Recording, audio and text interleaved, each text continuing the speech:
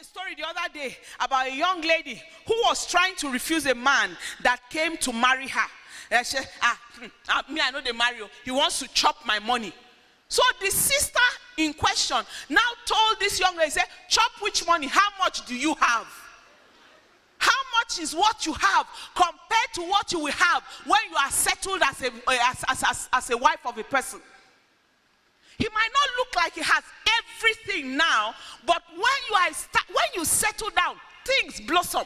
Married women here, isn't that what happens? It's very typical. I say it all the time. Before a man gets married, he doesn't amount to much. He doesn't look like he has much. But when he marries, there is a stability factor that comes into his life. And also, there is a mystery of God that goes to work. He multiplies what comes his way because God knows that man now has added responsibility. Now, let me tell you something. If I were to follow the way things looked, probably thinking logically and reasoning the way everybody generally reasons, I probably wouldn't say, yes, I'm going to marry my husband. But if I hadn't, today, would I not be regretting in one angle? Thank God. None of you here shall regret. None of you here shall regret any decision in the mighty name of Jesus Christ.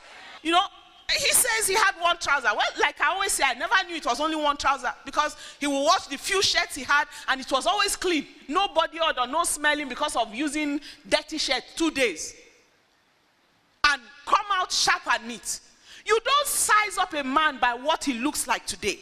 You don't conclude on his tomorrow by what you see today. He might not be all that polished. He might not be all that oiborized and dengerized and, he might not be looking like, oh, tush.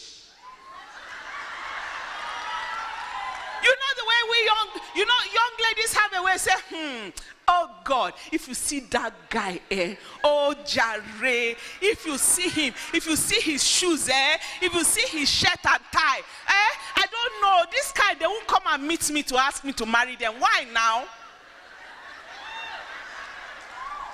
Did you know how he was before he married? Did you see him before he married? You didn't. You never did.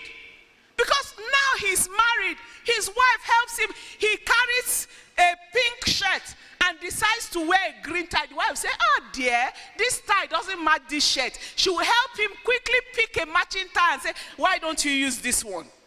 Then you now see him on the road and say he's tush.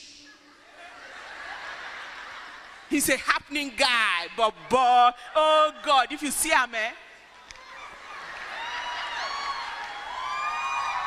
Now, I must draw a dividing line here because there are many young ladies who run into the problem of always pouring themselves into men. The men empty them and then they take off. That is lack of wisdom. You don't look at a man today based on what he has or what he doesn't have. Because I know that this is one of the greatest limiting factors for many young ladies. Greatest limiting factors. Greatest limiting factor. I want somebody to know here today that every negative mentality and feedback you